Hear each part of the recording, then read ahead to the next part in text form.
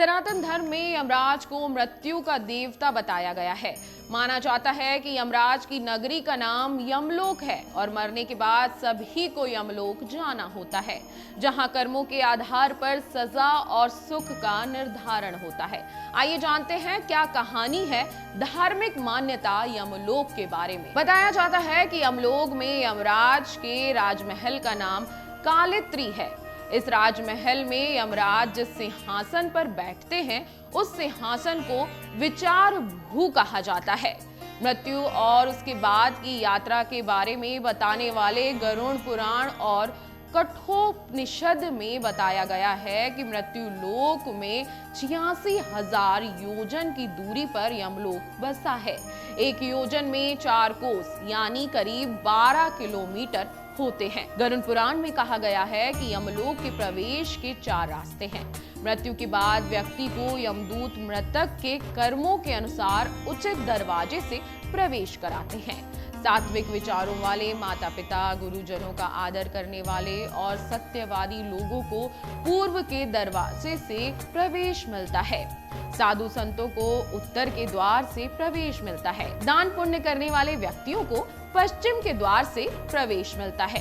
दक्षिण द्वार से पापियों को प्रवेश मिलता है। यमलोक के उत्तर दिशा स्थित द्वार के बारे में कहा जाता है कि इस द्वार में प्रवेश का अर्थ है कि आपको स्वर्ग में स्थान मिलेगा। इस द्वार में प्रवेश करने वाले का स्वागत अप्सराएं करती हैं। यमराज की सेवा में लगे दूतों को यमदूत कहा जाता है। यमलोक के द्वारपाल हैं धर्मध्वज। यहाँ के 2 प्रमुख रक्षक हैं। इनके नाम है महांड और कालपुरुष। इसके साथ ही 4 आंखों वाले 2 कुत्ते यमलोक की चौकीदारी में जुटे रहते हैं। यमराज के भवन का निर्माण देव शिल्पी भगवान विश्वकर्मा द्वारा किया गया था। यहाँ यमराज की सभा होती है जिसमें आने वाली आत्माओं को उनके कर्मों के आधार पर न्याय मिलता है। यमराज की सभा में कई चंद्रवंशी और सूर्यवंशी राजा होते हैं जो सलाहकार की भूमिका निभाते हैं। इनकी सलाह पर ही यमराज सजा का निर्धारण करते हैं। यमलोक में एक खूबसूरत नदी बहती है जिसके चारों तरफ हरियाली और मनमोहक दृश्य हैं।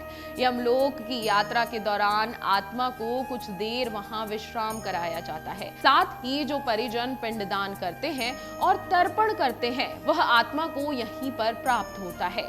इसलिए सनातन धर्म में पिंडदान का विशेष महत्व है। यमलोक में भगवान चित्रगुप्त यमराज के सहायक के रूप में कार्य करते हैं। यमलोक पहुंची आत्माओं का हिसाब किताब भगवान चित्रगुप्त ही रखते हैं।